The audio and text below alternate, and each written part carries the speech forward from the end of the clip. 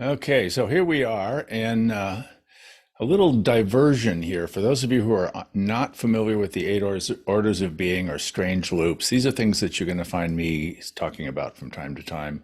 And so I want to share a little bit with you about what it is that we're talking about when we talk about the eight orders of being or the eight orders of self or strange loops or other things that are they're terms of art that are sort of particular to pilgrimage. And so if you've come across this material, either because you're new to pilgrimage or because you don't know anything about it at all, um, or maybe because you've been a part of pilgrimage for some time and you've heard folks talking about this and you want to kind of do a refresher of just what is it that we're talking about when we talk about this stuff. So I'm going to walk you through a series of slides here that will help to explain what it is that we're doing. But I want to be clear that this is a kind of superficial look at something with a whole lot of depth. And if you have trouble getting your heads around it, don't worry about that. It is something that I've been playing with for 20 years, and I'm still discovering new things about it. So it is not something that you're going to fully understand in the next 10 minutes or so, because that's about how long I expect this thing to go on for. So um, this is a slideshow, the eight orders of being and strange loops. And the fundamental premise of this is that there are certain things that we need to be able to do in order to understand the complexity of being. So this is a map that pulls together three sets of concerns. One of them is that this is different from that. We can make distinctions between various things, and it's incredibly helpful for us to do that if we're going to be grounded in what is real. One of the themes is I'm going to make the best possible choices. I will be able to make the better choice when I'm more grounded in what is real. And one of the ways that I know what is real is that I know this is not the same as that. Second thing that we recognize is that as we grow, as we live our lives, we move through a series of developmental stages. So we go from rolling over to sitting up to crawling to standing to walking to running. That's a developmental stages in gross motor development. In mathematics, you really can't understand differential equations if you don't understand trigonometry, and you don't understand trigonometry if you don't know algebra, and you can't do algebra if you can't do basic math. So there's a whole series of stages that we have to go through in developmental growth. The third thing is that there are various dimensions of being that coexist all at the same time. And so sometimes when we're talking about one thing, somebody else is talking about something else.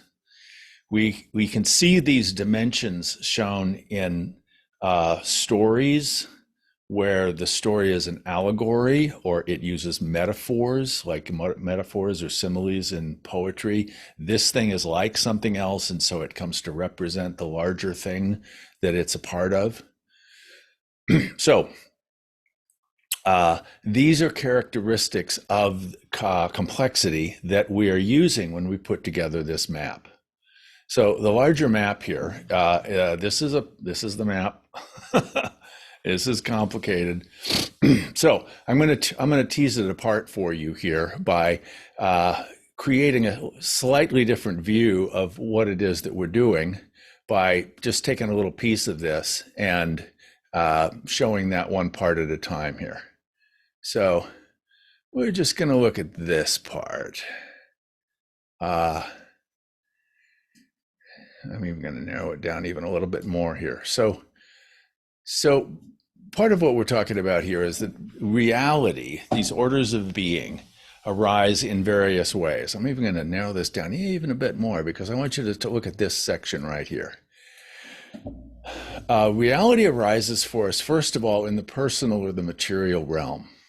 That is, there are certain things that arise for us as real because we can touch them, we can taste them, we can measure them. The physical science is all about the material world. And so we often think of what is real as being that which is material. but we also have meaningful relationships with each other. So another aspect of this is the relational or the interpersonal realm. The interpersonal realm has to do with language, with law, with culture, with ways that we relate to each other and how we understand the nature of those relationships. Well, within that relational realm, we're making choices based upon stuff that's going on inside of us because we have feelings. And feelings have to do with the intrapersonal realm, which is to say that my feelings, my sensations, my emotions, my thoughts, my wishes, my imagination, my intuition, all of those are things that are interior to me, and nobody else is going to know them unless I express them in some way. And then there's also the transpersonal or the spiritual realm.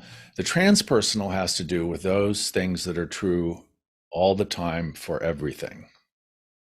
For everything, everywhere, all the time. These are certain universals that are always true. And so these are some things that we're going to talk about as we look at this broader understanding of the nature of the characteristics of systems or of loops. Reality, as we experience it, even material reality, is not actually a thing, it's an object. It is a loop of reconstituting materiality, the interplay between energy and what we experience as matter.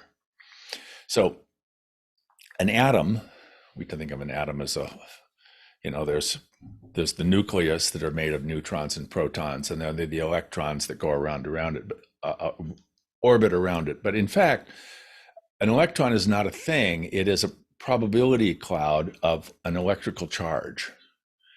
And the space between, if we consider the electron as though it were coming from a point, and the space between the electron and the protons and the neutrons is huge. So most of reality is actually just empty space. Still, we experience the solidity of a table or a rock or anything that exists in the material world, but it's actually a loop. Right now, you're looking at a screen, you're seeing a video of me, and you're not really seeing me. What you're seeing are pixels on the screen, and the screen that you're looking at is measured, has a measurement called a refresh rate, which means this is how frequently those pixels are reminded of what to show. You will sometimes see something happens really fast on your screen, and there's a sort of like it doesn't quite catch up yet because the refresh rate is not as fast as the movement. So if you want to watch sports or something like that, you want a screen with a really fast refresh rate. So everything is a loop, and all loops are made up of loops. And they're parts of larger loops. We sometimes speak of these as holons, but nobody really uses that word very much. Arthur Kessler made it up, I think, but I know of it through Ken Wilber's work. In any case, everything is made up of parts that are whole things in and of themselves, but they're parts of other things. So that's like this nested set of parts all the way up.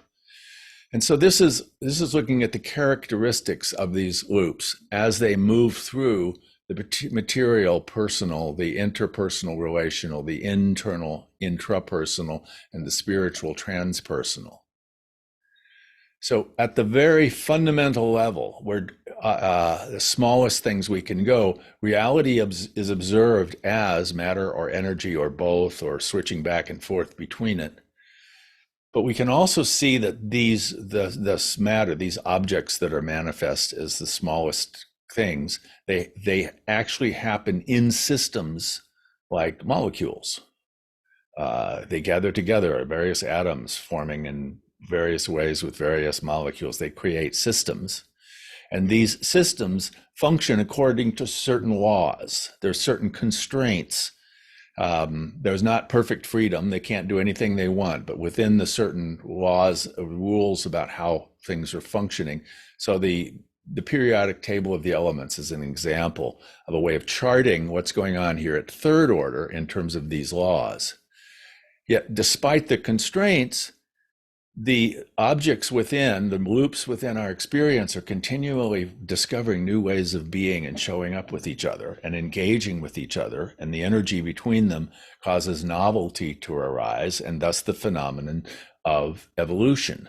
And in the process of this evolution, these systems become complex and actually are able to pay attention to themselves. And by being able to pay attention to themselves, they become adaptive and become, in some sense, self-aware. Self-aware in such a way that the system can, in fact, regulate and heal itself as it moves towards greater resonance with the one system that contains all of the systems within it. All right, very quick and dirty kind of explanation of where it is, how it is that we're going here. Okay, I'm going to move on to this next slide. Well, I'm going to share with you just very briefly this. This is this section, something we're going to come back to in a little bit. Transcendentals, the notion of transcendentals is that there are certain things that exist all the time, everywhere, for everything. Good, true, the beautiful, those are the classic transcendentals. I'm suggesting to you that love and freedom and justice and time are examples of transcendentals that arise differently at different levels. And I'll give you a link to this so you can look at these more closely. But just for example, time in the personal or material realm is very exact. You know, we've got ways of measuring time down to the nanosecond. But when we get into the relational realm, time is sort of like, it's sort of at the right time, right? This feels like the right time for me. And so time has a different way of functioning within relationship. In the internal realm, inside of our own clock, from looking at the world from where we are, time is really quite relative. And so I may have an experience of something, I'm reminded of something that happened a long time ago, and it's as if it's happening right now. So I am, the time collapses on itself. And by the time we get up to the transpersonal spiritual realm, time is eternal. There is really no such thing as time, because everything is happening everywhere all at once. Okay, all of these are true, but they arise as different layers of reality. So we're seeing them arise in different ways. Okay, so this is really hard for us to get our heads around. So what we end up doing is trying to make it simpler by talking about these 8 orders of self, because the thing with which all of us is most familiar is ourselves. I know me better than I know anything else. And so when we're looking at these 8 orders, and we're looking at these 4 realms and all the ways that we parse this together, the way that we can see it most clearly is we're looking at ourselves. But when we're looking at ourselves, what we're looking at is, oh, these are stages of development, right? I remember this stage, I remember this stage. I wonder what stage I'm at right now. We are at all the levels all the time. What's not at all the levels all the time is my consciousness. That is, my capacity to make sense of things grows throughout my lifetime as I develop the capacity to think in more complex ways. So what we're actually mapping here is not reality, it's our capacity to be aware of reality because of the comprehensive nature of the maps that we use to make sense of things, to make meaning. We don't actually know what's really going on. All we know is what our minds are telling us is going on. And we have really good evidence that our minds pay attention to some things and they don't even see other stuff. So what we want to be able to do, if we want to be able to access all of reality, is we want to expand our capacity to think such that we are able to make sense of the world in more and more complex ways. And that requires that we move up through these orders. We will naturally move up through these orders just by living our lives. And we will do that because at any given point, we're going to be trying to make sense of something and we can't get our heads around it. So how am I going to make sense of this? I have to be able to let go of an old way of thinking and develop a new way of understanding that takes into account more of what is actually real, or what can become real for me as it is that I'm aware of it. So it's fairly clear to us as we pay attention to this that we move up. So In infancy, we are at first order. Our experiences are what we experience. My reality is whatever I'm experiencing at the moment. I'm hungry. I'm tired. My teeth hurt. There's something going on with me, and so I want to do something about that. So I develop this second order capacity to make choices which change my experience. It's not. I'm not at the effect of landmark education calls that. I'm actually be able to choose what my experience is. So I'm cold, so I put on my jacket. I'm hungry, so I eat. I'm tired, so I sleep. I make choices which will then inform my experience. And we are pretty comfortable making these choices. And there's some people who live out their lives never really getting above second order. But at least not in terms of their consciousness. Everybody's at all the levels all the time. So I may be functioning at second order, but I still understand language. I know how to do mathematics. Those are all kind of third order things. Those are how the culture functions. I'm paying attention to popular music. I know how to dress. But I am allowing third order here to inform my second order experience. Once I get into significant relationships with others, I decide I want to bond with somebody. Maybe I want to date somebody. Now I have to pay attention to what it is that's going on in third order here. What do other people expect of me? And at some point I may say, hey, I'm not willing to do what you expect of me. So I'm going to say, to hell with it, I'm going to go get drunk. Or I'm going to say, I'm going to make different choices. I'm going to decide who it is that I'm going to be. I'm the captain of my own destiny. I'm going to create my own life. I'm going to find my own path. Now, as we do that, what we discover is that there's a part of me that wants to be one way, and there's a part of me that wants to be another. I don't want anybody taking advantage of me, and so I gruff with people, but I also want to be close to people, so I want to be nice to people. So we end up discovering that we need to be aware of our own interiority. So now we're moving from the interpersonal to the intrapersonal. And I discover that I hold lots of diverse points of view. I'm maybe paying attention to who I am at this point, but I'm a lot of different things all at once. I'm the multifaceted creation of my many experiences. And if I sit with that and I'm able to embrace all of these different parts of me. This, by the way, fifth order, this is what's considered shadow work. This is the realm we're working in if we're engaged in any kind of depth psychology. But we want to integrate that. We want to become have greater integrity so that we master these conflicts and we get to decide who we're going to be and what of our perspectives and abilities we're going to be able to use. This is a huge transition. You notice there's this black line here that's darker line because this is the movement from first tier to second tier. And I say that because there are lots of different developmental sequences that go together to make this up. You'll see over here, I've got Wilber's altitudes and here's David Benner's self-centers. And there are literally hundreds of developmental sequences. And this is just one of them. This is the one I happen to like.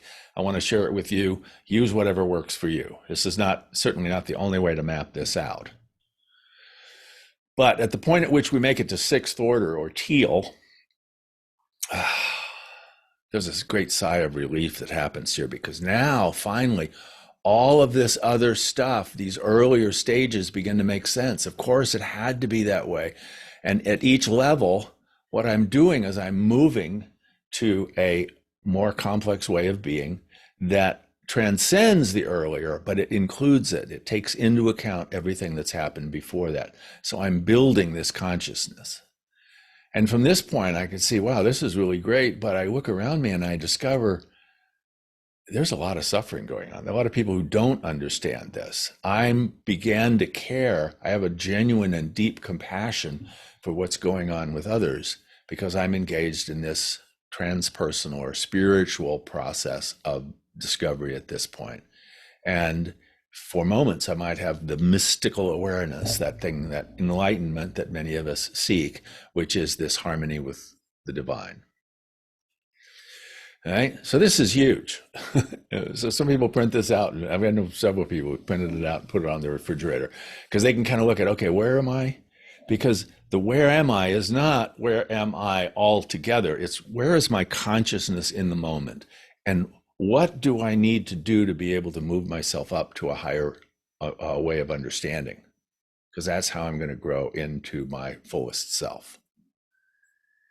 Uh, these, as I said, are the transcendentals, and they have to do with various ways that we move through these orders and understand the paradox of living, because um, sometimes it seems like there are multiple things that are true all at the same time, and that's because, in fact, they are.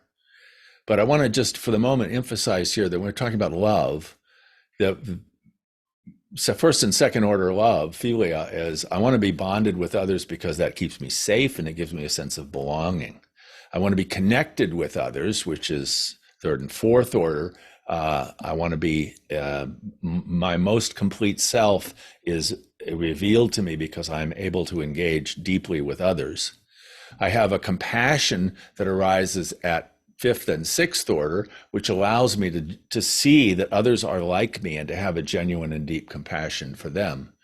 And at seventh and eighth order, in the transpersonal, I recognize that I'm a part of the all, and I can be able to love in a way that puts my own physical being, my individuality at risk, and I'm going to give myself over in service to others in small ways and in sometimes huge ways, even giving our own lives.